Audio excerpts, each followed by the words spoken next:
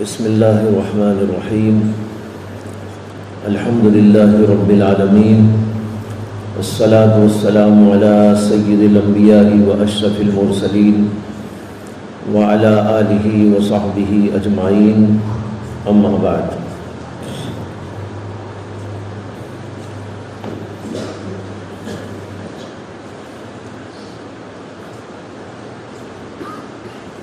انسان کی یہ فطرت ہے کہ وہ اپنے آپ کو ظاہر کو بنانے کی کوشش کرتا ہے، بشرطے کہ اس کی فطرت سلیم بھی ہو۔ ہاں، کسی کی فطرت سلیم ہی نہ ہو تو اپنے ظاہر کو بھی ویسے ہی چھوڑ دیتا ہے، نہ کپڑے دھوتا ہے، نہ جسم دھوتا ہے، نہ منہ دھوتا ہے، منہ میں بدبو اٹھتی رہتی ہے، جسم میں پسینے کی بدبو اٹھتی رہتی ہے، کپڑے ناپاک یا میلے کچیلے ہوتے ہیں۔ لیکن اگر فطرت سلیمہ ہے تو وہ نہائے گا، دھوئے گا، منہ کو صاف کرے گا، مسواک کرے گا، برش کرے گا، اور احادیث کے اندر بھی اس کی طرف بڑی توجہ دلائی گئی ہے۔ حدیث میں آتا ہے کہ نبی اکرم صلی اللہ علیہ وسلم نے فرمایا طہور شطر الایمان،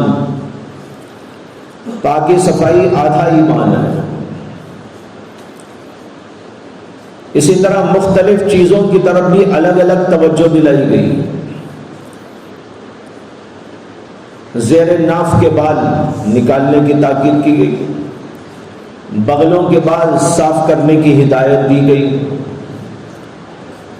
اسی طرح نہانے دھونے کے احکام دیے گئے، منہ کی صفائی کا خاص طور پر حکم دیا گیا، مسواک کی تاکید کی گئی، ناخنوں کو تراشنے کا حکم دیا گیا۔ یہ سب کیوں ہے؟ پاکی صفائی انسانی فطرت ہے۔ اسی لیے ایک حدیث میں آتا ہے کہ جو ہے نبی اکرم صلی اللہ علیہ وسلم نے فرمایا کہ عشر من فطرہ، 10 باتیں فطرت میں سے ہیں۔ ان میں یہ سب چیزیں بیان کی گئی ہے، کلی کرنا، ناک میں پانی ڈالنا، اگنے والے بالوں کو نکالنا، مونچھوں کو تراشنا، مسواک کرنا، وغیرہ وغیرہ۔ اللہ کے نبی علیہ الصلوۃ والسلام نے ان چیزوں کو فطرت قرار دیا۔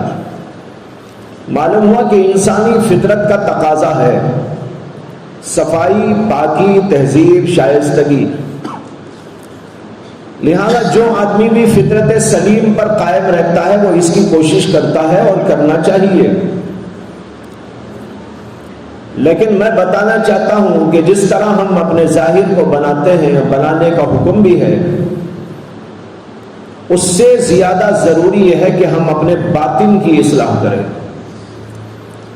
اپنے باطن کو سنواریں، باطن کی گندگیوں کو نکالیں، باطن کے اندر جو غلاظت، نجاست، ناپاکی جم گئی ہے، بس گئی ہے، رچ گئی ہے، ان سب چیزوں کو کھرچ کھرچ کر باہر نکالنے کی کوشش کی جائے۔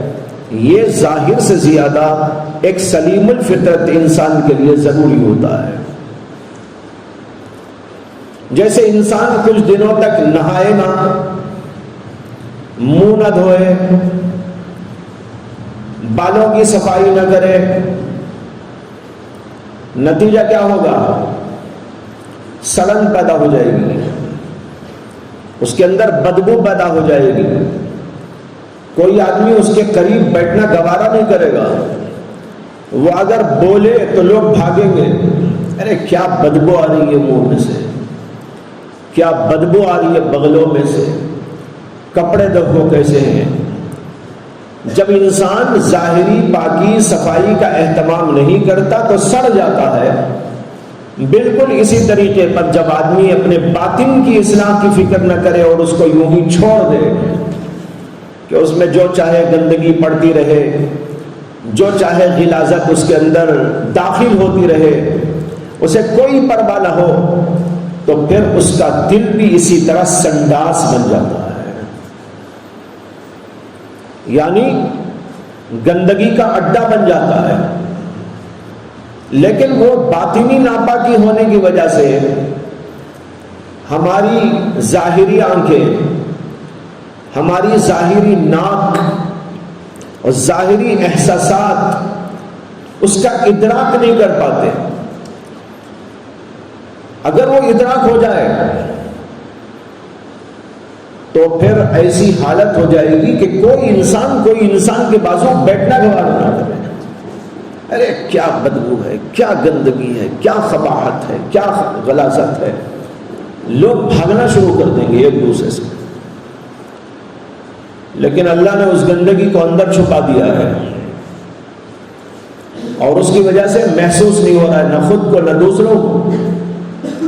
لیکن اہل اللہ اس کا احساس کر لیتے ہیں، اہل اللہ کو اس کا شعور ہوتا ہے، اس کا احساس ہوتا ہے۔ کبھی وہ احساس باتوں سے ہو جاتا ہے، کبھی طرز عمل سے ہو جاتا ہے، اور کبھی بغیر اس کے بھی ہو جاتا ہے کہ بھائی یہ بڑی گندگی والا ہے۔ بتانا یہ چاہتا ہوں کہ یہ گندگی جب اندر جمع ہونی شروع ہو جاتی ہے تو انسان بہت ہی غلیظ و پلید و ناپاک ہو جاتا ہے اللہ کی نگاہ میں، اللہ کے فرشتوں کی نگاہ میں۔ لیکن کتنے تعجب کی بات ہے کہ ہم لوگ اپنے ظاہر کی تو اصلاح کرتے ہیں، کپڑوں کی اصلاح کرتے ہیں، اس کو سنوارتے ہیں، بناتے ہیں۔ اگر کوئی اپنے کپڑوں میں عیب نکل آئے تو اس کپڑے کو ریجیکٹ کر دیتے ہیں۔ مثلا کسی نے ٹیلر نے سیا کپڑا لیکن ڈھنگ کا نہیں سیا، ایک طرف کو لمبا کر دیا، ایک طرف کو چھوٹا کر دیا، ایک آستین کو لمبا کر دیا اور ایک آستین کو چھوٹا کر دیا، یہ ایک کو ٹائٹ کر دیا، ایک کو ڈھیلا کر دیا، بٹن ٹھیک نہیں ٹانگا، جو پسندیدہ بٹن تھے وہ نہیں لگایا، تو ہم کیا کرتے ہیں؟ ہم یہ کہتے ہیں کہ اسی کے منہ پہ مار کے آتے ہیں کہ تو ہی رکھ لے، مجھے نہیں چاہیے، یہ بھی کوئی کپڑا ہے سینے کا۔ یعنی ہم اپنے ظاہر اور ظاہری چیزوں کے لیے تو اس قدر توجہ دیتے ہیں، لیکن ہم باطن کی طرف کتنی توجہ دیتے ہیں یہ سوچنے کی ضرورت ہے، غور فکر کی ضرورت ہے۔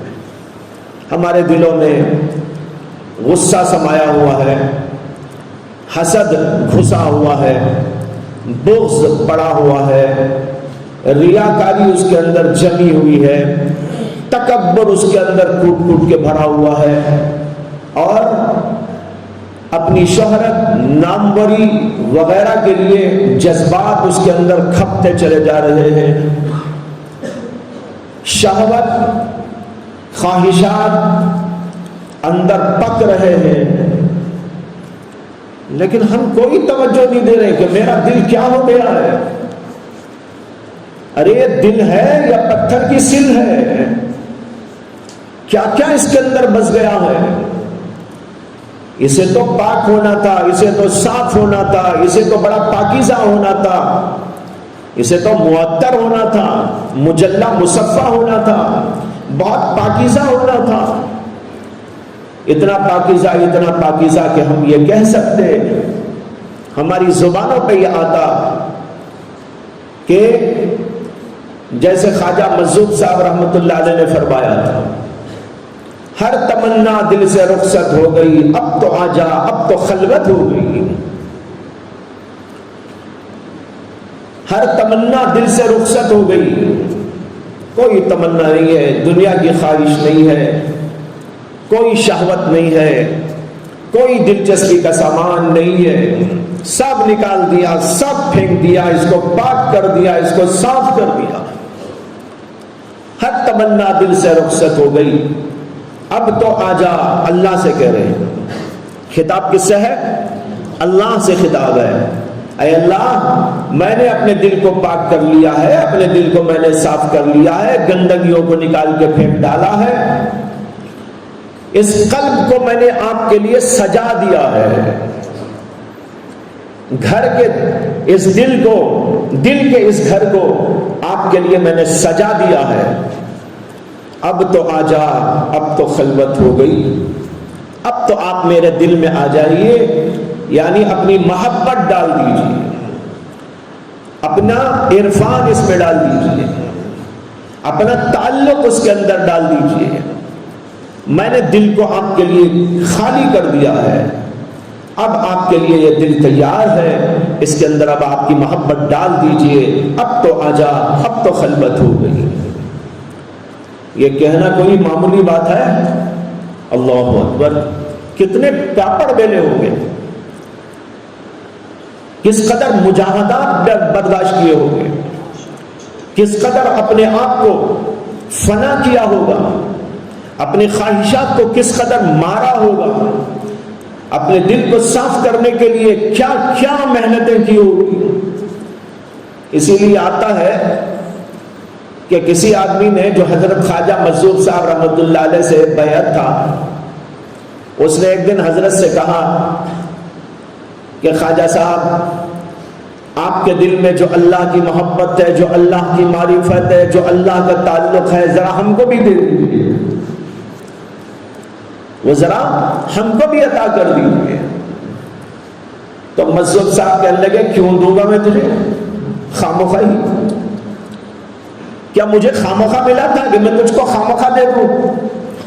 کیا مجھے فری میں ملا تھا کہ میں تجھے فری میں دے دوں؟ کیا مجھے بیٹھے بیٹھے مل گیا تھا کہ میں تجھ کے بیٹھے بیٹھے دے دوں؟ ارے میں نے بڑے پاپڑ بیلے ہیں، میں نے اس کے لیے بڑے مجاہدات کیے ہیں، تب جا کر مجھ کو یہ ملا ہے، میں تجھ کو کیوں یوں دے دوں؟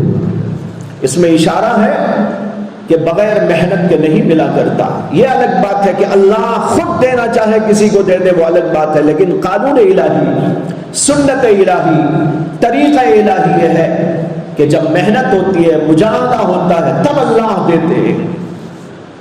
لیکن ہم لوگوں کا حال تو اس آدمی کی طرح ہے جس کے بارے میں مولانا رومی نے لکھا ہے کہ ایک آدمی بدن گودنے والے کے پاس میں گیا تھا۔ بدن گودنا معلوم ہے؟ سوئی لے کر نقش کرتے ہیں جسم کے اوپر، یہاں کر دیتا، کوئی یہاں کر دیتا، کوئی یہاں، کوئی پیٹھ میں نقش کرتے ہیں۔ پہلے سوئی لیتے ہیں، چبو چبو کے ذرا سا کچھ بناتے ہیں نقش، پہ اس کے اندر جو ہے ایک رنگ بھر دیتے ہیں۔ اب وہ بھرنے کے بعد ایسا لگتا ہے جیسے کوئی شیر ہے، بلی ہے، یا کوئی بت ہے۔ بت بنانے والے سب بت بنا لیتے ہیں، یہاں ہے ہندوستان میں اب بھی اس کا رواج، زمانے جاہلیت میں بھی تھا۔ مولانا روم لکھتے ہیں کہ ایک آدمی بدن گودنے والے کے پاس میں گیا اور جا کر کہا کہ میری پیٹھ کے اوپر شیر کی تصویر بنا دو۔ نے کہا ٹھیک ہے بیٹھو، سامنے بٹھا دیا، پیٹھ سے کپڑا اٹھا دیا، سوئی لیا اور چھپایا۔ اسے کہ اسی طرح بنایا جاتا ہے۔ ذرا سا ایسا کرتے ہی وہ ایک چیخ مارا، چیخ مار کے کہنے لگا ارے کیا بنا رہے ہو؟ کہا کہ شیر کا منہ بنا رہا ہوں۔ ابھی کیا بنا رہا ہوں؟ شیر کا منہ بنا رہا ہوں۔ تو اس نے کہا ارے اس شیر کو کون سا کھانا ہے، بغیر منہ کے بناؤ۔ اس نے کہا اچھا بھائی ٹھیک ہے۔ اس کے بعد اور ایک جگہ چھوڑا، چوتے ہی پھر یہ چیخ مارا اور کہنے لگا ارے اب کیا بنا رہے ہو؟ تو اس نے کہا پیٹ بنا رہا ہوں۔ اس نے کہا ارے تم بھی بڑے عجیب آدمی ہو، جب منہ ہی نہیں ہے کھانے کو تو پیٹ کی کیا ضرورت ہے؟ منہ سے کھائے گا تو پیٹ میں جائے گا، منہ ہی نہیں تو کھانے کا نہیں تو پیٹ کی کیا ضرورت ہے؟ بغیر پیٹ کے بنا۔ اس نے کہا اچھا بھائی ٹھیک ہے۔ اس کے بعد اور ایک جگہ چھویا، کہا ارے اب کیا بناتا ہے؟ تو کہا کہ میں تم بنا رہا ہوں۔ نے کہا بھائی تم بھی عجیب آدمی ہو، اسے بھی کیا دم کی ضرورت ہے، بغیر دم کے بناؤ۔ وہ آدمی جو بنا رہا تھا اسے بڑا غصہ آیا، اس نے وہ سوئی جو تھی ہاتھ میں اسے اٹھا کے زور سے ایک طرف پھینک دیا اور پھینک کے کہنے لگا ایسا شیر جس کی دم بھی نہ ہو، جس کا پیٹ بھی نہ ہو، جس کی پیٹھ بھی نہ ہو، جس کی آنکھیں بھی نہ ہو، جس کا منہ بھی نہ ہو، نہ اگلا ہو نہ پچھلا ہو، کچھ بھی نہ ہو، ایسا شیر تو خدا نے بھی نہیں پیدا کیا، میں کیا بناؤں گا؟ ایسا شیر تو خدا نے بھی نہیں پیدا کیا، میں کیا بناؤں گا؟ اور بھاگ یہاں سے۔ یہ واقعہ لکھا ہے مولانا رومی نے اپنی مثنوی شریف میں، اور اس کے بعد نتیجہ کیا نکالا؟